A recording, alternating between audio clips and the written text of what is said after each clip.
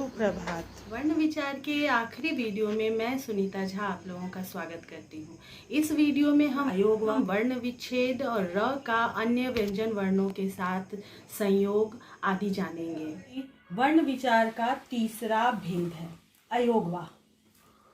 अयोगवाह का मतलब होता है वो दो चीज जो जुड़ा हुआ ना होने के बावजूद हमेशा साथ साथ रहता है। इनका तीन भेद है, अनुस्वार, अनुनासिक और विसर्ग। अयोगवाह जैसे मैंने आप लोगों को बताया था अंग और अह के बारे में होंगी। अंग और अह स्वर में होते हुए भी उसको ना तो स्वर माना जाता है ना ही व्यंजन, क्योंकि जानते हैं हम कि स्वर में स्वर के अलावा और कोई भी वर्ण जुड़ा हुआ नहीं होता है।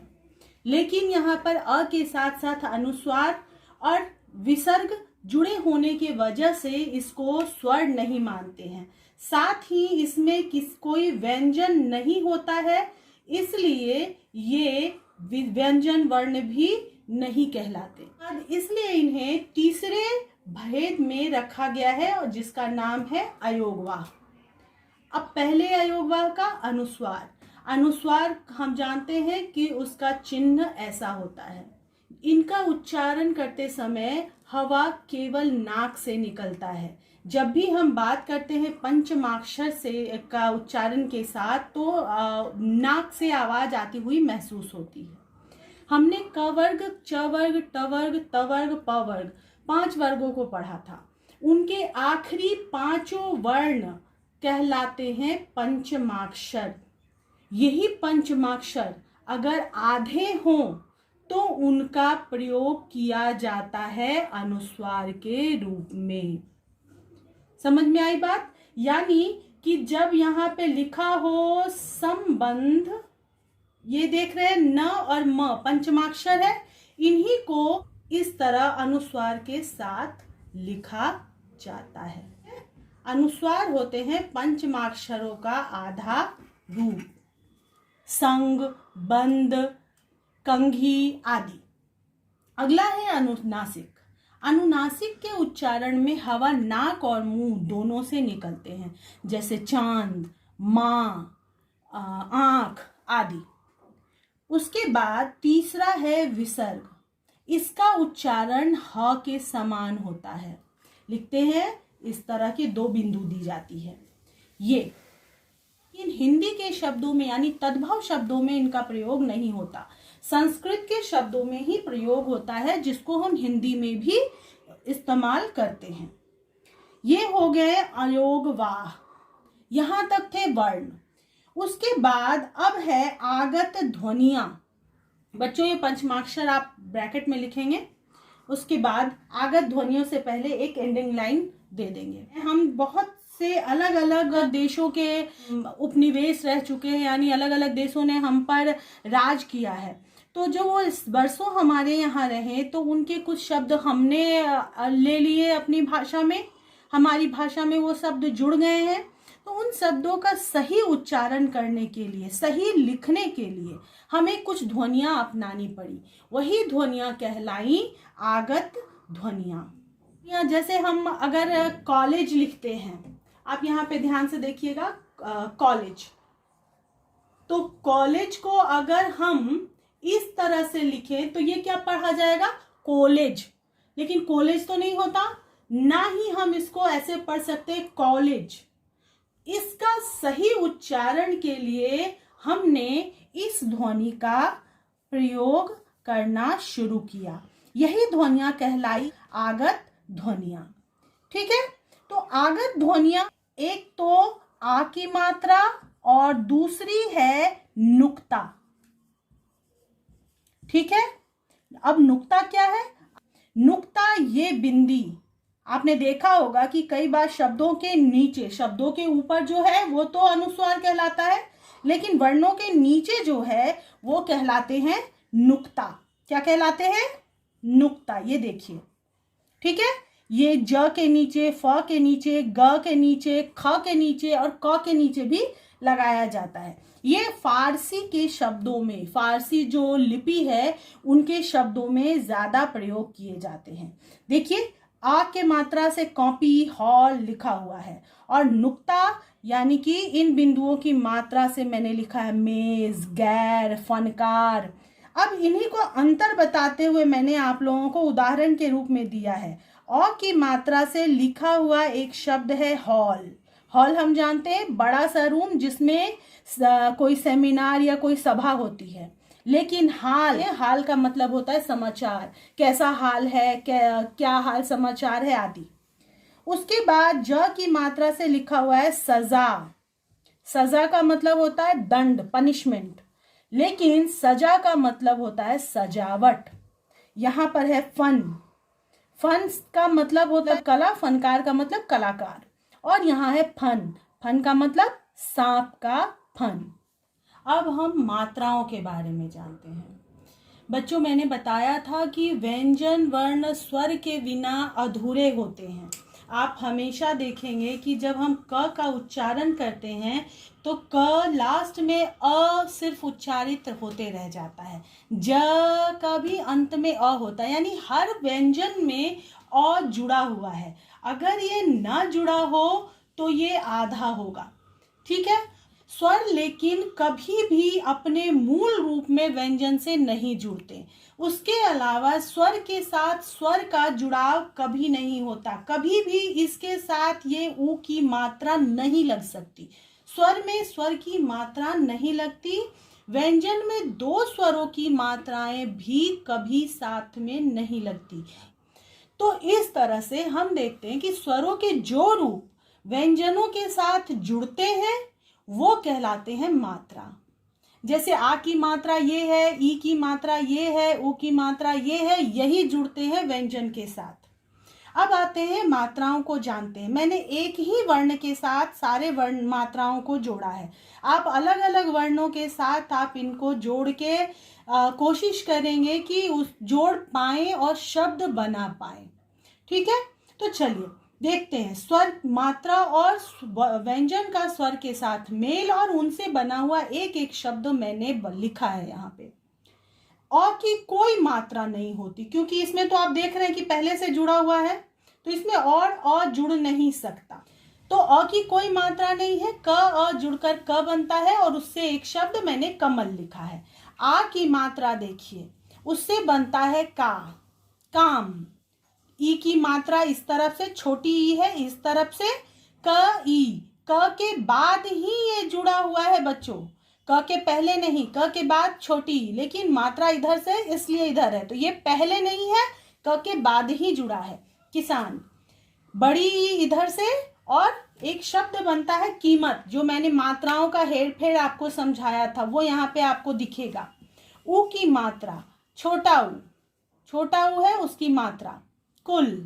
बड़े ऊ की मात्रा ये है और उससे बनाया मैंने शब्द कुआं।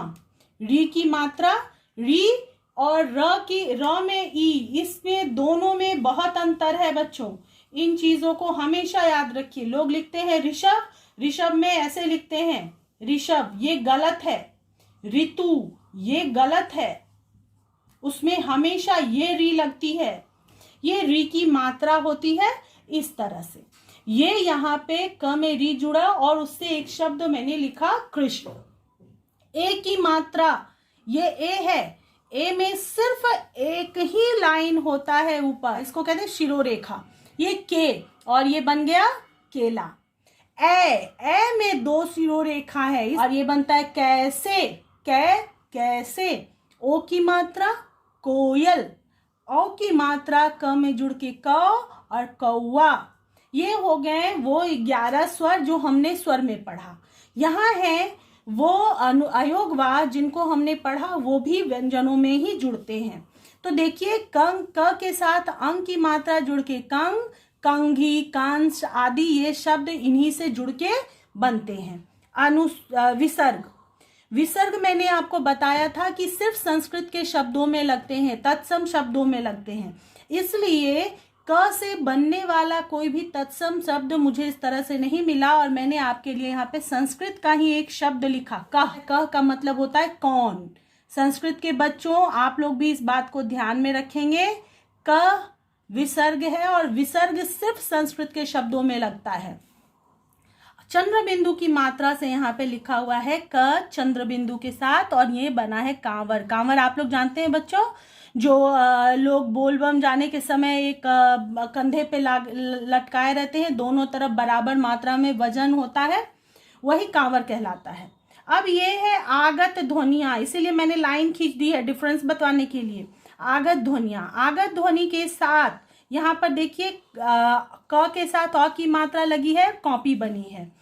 ये सब हुए स्वर, स्वर का जुड़ाव व्यंजन के साथ। मैंने बताया सब व्यंजन के साथ इसी तरह मात्राएं जुड़ती हैं, लेकिन र में थोड़ा सा अलग होता है, वो मैं आपको यहाँ पर बता रही हूँ। डिफरेंस बताते हुए लिखा हुआ है मैंने, इसको ध्यान से देखिएगा। तो र में छोटे ऊ की मात्रा, जब छोटे ऊ की मात्रा लगती है तो र इस तरह से लिखा जाता है, यहां से ऐसे करके नीचे की तरफ इसको घुमाते हैं, ये छोटे ऊ की मात्रा हुई। लेकिन और बड़े ऊ की मात्रा में एक लाइन ऐसे होता है, गोल करके सामने की ओर जाता है, ठीक है। तो ये छोटा ऊ की मात्रा और ये बड़े ऊ की मात्रा यहाँ पे र के साथ जुड़ा हुआ है। र में छोटे ऊ की मात्रा मिला और बन गया रुपया, र में बड़ा ऊ की मात्रा लगा, बना रूप, अमरूद आदि शब्द, ठीक है। हमने मात्राओं को देखा कैसे वो व्यंजन के साथ जुड़कर नया वर्ण बनाते हैं, लेकिन र के बारे में मैंने बताया कि कुछ अलग होता है। तो बिल्कुल उसी तरह उसके अलग अलग रूपों को हम देखेंगे। र का आधा किस तरह से व्यंजन के साथ, दूसरे व्यंजन के साथ जुड़ता है, उसमें अलग अलग नियम है। एक होता है रेफ, आपने देखा होगा कि लाइन के ऊपर एक आधा सर्कल सा रहता है, वो रेफ कहलाता है। जैसे जब एक पूरा वर्ण हो, जैसे ये क पूरा है और उसके साथ आधा र जुड़ना हो, तो वहां पर रेफ का प्रयोग करते हैं। यानी जहां आधा र होना चाहिए उसके बाद वाले वर्ण पर ऊपर में ये आधा गोल बन जाता है, ये कहलाता है रेफ, ठीक है। र आधा होगा, क पूरा होगा, तभी आप बोल कर देखिए कर्म, यहाँ पे क के साथ अ का उच्चारण हो रहा है। अब आते हैं पदेन, संस्कृत में पैर को पद कहते हैं, इसीलिए पैर की तरफ लगने वाला र कहलाता है पदेन। तो आधा क, यहाँ पर पूरा क था लेकिन यहाँ आधा क है, आधा क में पूरा र जुड़ रहा है। यहाँ पे आप जब क्रम बोलते हैं तो आप बोल करके देखिए, क्रम क के साथ अ ना आकर के र के साथ आता है, क्रम, है ना। ऊपर कर्म था और नीचे क्रम है, या यहाँ पर र के साथ अ आ रहा है, यहाँ पे क के साथ। तो जब आधा क के साथ र जुड़ना हो या आधा वर्ण के साथ र जुड़ना हो तो ये पदेन के रूप में नीचे जुड़ जाता है, ठीक है। अगला है ये रेफ और पदेन। रेफ तो वैसे ही हर जगह लगेगा, लेकिन पदेन ट वर्गीय, यहाँ पर तो कहाँ पे र लगाया जा सकता है, ऐसा तो कुछ है ही नहीं यहाँ पे जगह। तो इसलिए जो भी वर्ण नीचे गोल के जैसे होते हैं उनको, उनमें र लगाने का दूसरा नियम है। ये ट वर्ग में ही होता है, ट ठ ड में, ठीक है। तो उसमें नीचे 2 लाइन खींचे जाते हैं, ठीक है, यहाँ पर 2 लाइन खींचे जाएंगे, ठीक। तो त आधा हो, र हो पूरा और उसके बाद क, तो आधा ट के साथ र जुड़ने पर उसका रूप इस तरह से बन जाता है। अब है श में र, मैंने पहले भी बताया है, हम लोग संयुक्त व्यंजन के रूप में इसको पढ़ चुके हैं। श में र जुड़ के बनता है श्र, तो यहाँ पर बना श्रम श्रद्धा। अब यहाँ पे है ह में र का जुड़ना, ह में भी र जुड़ता है तो एक अलग ही तरीके से जुड़ता है, ह के नीचे यहाँ पे पदेन लग जाता है, ये होता है ह के साथ र का जुड़ना। उससे आपने शब्द सुना होगा, पढ़ा होगा, हृदय, और हमने वर्ण विचार में ही हरस्व स्वर को पढ़ा है। तो यहाँ देखिए लिखा हुआ है। अब आते हैं वर्ण विच्छेद, ठीक है। वर्ण विच्छेद, विच्छेद का मतलब ही होता है अलग अलग करना, तोड़ना, ठीक है। किसी भी शब्द के वर्णों को बिल्कुल अलग अलग कर देना वर्ण विच्छेद कहलाता है। मैंने यहाँ पे कुछ ऐसे शब्द लिखे हैं जिसको अलग करने का तरीका मुझे बताना था। इसके तरह उदाहरण लेकर के कुछ शब्द आप लोग खुद से कर सकते हैं, ठीक है। ये बिल्कुल सीधा सा शब्द है अमर, अ में कोई मात्रा जुड़ी हुई नहीं होती है, किसी भी स्वर में कोई मात्रा जुड़ी हुई नहीं होती है। अगर इमली भी होगा तो भी यहाँ पर ई ऐसे ही लिखा जाएगा, इसके साथ कोई भी मात्रा नहीं जुड़ेगी। तो अ के बाद म में अ जुड़ा हुआ है, छुपा हुआ है, मैंने पहले बताया है, वो अ अलग हो जाएगा। उसी तरह र में जो जुड़ा हुआ अ है वो अलग हो गया। अब ये संस्कृत में ये चीज जानने के लिए बहुत जरूरी है, ये जिस वर्ण से शब्द का अंत होता है उसके अनुसार ये नाम रखे जाते हैं। यानी अ से खत्म हुआ वर्ण तो शब्द तो अकारांत शब्द, ई से खत्म हुआ शब्द तो ईकारांत शब्द, ऊ से खत्म हुए शब्द तो ऊकारांत शब्द, रीकारांत शब्द होता है। स्वर से खत्म हुआ शब्द तो स्वरांत, व्यंजन से खत्म हुआ तो व्यंजनांत शब्द। ठीक है। उसी तरह अब यहाँ पे हिंदी, ये हम जानते हैं कि पंचमाक्षर का आधा रूप है अनुस्वार, मैंने बताया था। उसके अनुसार आपको एक व्यंजन में एक ही स्वर लगता है, तो ये ह में अब अ नहीं है, अ हटने के बाद ई लगी है, तो अ नहीं है और ये छोटी ई है, तो छोटी ई ह के बाद ही है, मैंने पहले नहीं लगाया, इधर लाइन है इसीलिए इधर लिख दिया, ऐसा नहीं होता है। ह के बाद ई, और ये आधा न है तो इसमें अ नहीं जुड़ा हुआ है, आधा है, इसलिए यहाँ पे हलंत के साथ न, इसके बाद कोई अ कोई ई कुछ भी नहीं। उसके बाद द, और द में बड़ी की मात्रा, ये ईकारांत। उसी तरह यहाँ पे आधा स है तो यहाँ पे अ नहीं दिया है मैंने, आधा स, न, आ की मात्रा न और अ, ठीक है, न में से अलग कर दिया, न में से आ, ये आ की मात्रा है इसीलिए अ भी लिख दिया आ भी लिख दिया, ऐसा नहीं, सिर्फ एक आ की मात्रा, ये अकारांत। कर्ज, मैंने अलग तरीके के वर्ण यहाँ पे चुने हैं इसलिए इस चीजों को ध्यान रखिएगा। कर्ज, यहाँ पे रेफ को कैसे अलग करना है, रेफ में मैंने बताया है, रेफ वाला में कि क्या है, र आधा होता है और पहले वाला वर्ण पूरा होता है, तो ये क पूरा होने के लिए आधा क के बाद क्या लिखना होगा, अ लिखा हुआ है, र आधा है इसलिए इसमें अ नहीं लिखा गया। फिर ज और अ, ठीक है, अकारांत। फिर यहाँ पे राष्ट्र, त में र की मात्रा है, र में से आ अलग हो गया, आधा स है इसलिए यहाँ पे कोई वर्ण स्वर नहीं है, स्वर लगेगा इसका मतलब ये पूरा हो जाएगा, आधा नहीं रहेगा। फिर त आधा है, र आधा है, और ये र पूरा होता है जैसा कि मैंने आप लोगों को दिखा दिया था, र पूरा रहता है, त आधा, तो त आधा है और र यहाँ पे पूरा। ऋतु, ऋक स्वर वर्ण है इसलिए इसके साथ और कुछ नहीं जुड़ा, सिर्फ री त आधा और उसमें से छोटा ऊ अलग हो गया, ऋतु उकारांत। प्रणाम, आधा प और र पूरा, आधा प और र पूरा जैसा यहाँ पे था, तो ये आधा प, र अ न में से आ अलग हो गया और म अ। वृक्ष, ब में कौन सी मात्रा लगी हुई है, री की मात्रा, तो यहाँ पे री हो गया।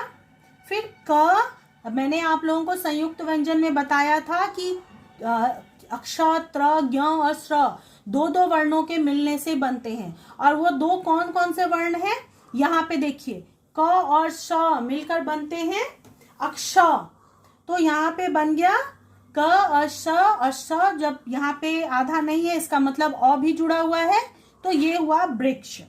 श्रद्धा, श और र, आप लोगों को संयुक्त व्यंजन याद करना होगा, श और र उसमें अ जुड़ा हुआ है, फिर आधा द है इसलिए यहाँ पे कोई स्वर नहीं है, ध और उसमें आ की मात्रा अलग, ये क्या है, आकारांत, आ से खत्म हुआ है ये, तो ये क्या कहलाएगा, आकारांत। ठीक है। ज्ञानी, ये है फिर से संयुक्त व्यंजन, ज और य, उसमें आ जुड़ा हुआ है, आ की मात्रा, ज्ञा, न में बड़ी ई की मात्रा यानी ईकारांत। ठीक है। यात्री, य में आ की मात्रा है, और जानते हैं त्र भी एक संयुक्त व्यंजन है इसलिए त और र इसमें जुड़ा हुआ है, त र के साथ बड़ी ई यानी ई कारांत। ठीक है, इस तरह से मैंने अलग अलग तरीके के बहुत से वर्ण यहाँ पे बताए हैं उदाहरण के लिए। आप भी कोशिश करेंगे और करने की। उसके बाद आखिरी है वर्ण संयोजन। संयोजन यानी जोड़ना। ठीक है, तो वर्णों को जो यहाँ पे अलग अलग है वो वर्णों को एक साथ जोड़कर नया शब्द बनाना कहलाता है वर्ण संयोजन। जैसे यहाँ पे लिखा हुआ है आधा प, र पूरा, प। देखिए इस तरह से करेंगे तो आप वर्ण विच्छेद में भी आपकी गलती नहीं होगी, आप खुद से जांच कर पाएंगे। जो देखिए पूरा कहाँ तक जाने के बाद एक पूरा वर्ण तैयार होता है। तो प आधा है, नहीं नहीं नहीं पूरा नहीं हुआ, यहाँ अ नहीं है तो इसको भी लेना पड़ेगा, यहाँ भी अ नहीं है या कोई स्वर नहीं है, इसका मतलब आधा है तो यहाँ लेंगे तो ओ अब पूरा हो गया है ना एक वर्ण। तो क्या हो गया अब ये प्र। ठीक है, अब यहाँ से फिर से शुरू करेंगे। ध आधा है, उसको लेना पड़ेगा आ को, ध लिया तो एक पूरा बन गया धा। अब फिर न, और न आधा है इसमें अ जुड़ा तो पूरा बन गया और ये हो गया प्रधान। ठीक है, इस तरह से अगर आप खुद से जांच करेंगे तो आपको भी कभी भी वर्ण विच्छेद में गलती नहीं होगी। तो बच्चों वर्ण विचार हमारा पूर्ण हुआ कि इसका बार बार अभ्यास करते रहिएगा, वह वर्ण भूल जाएंगे। Bye, take care.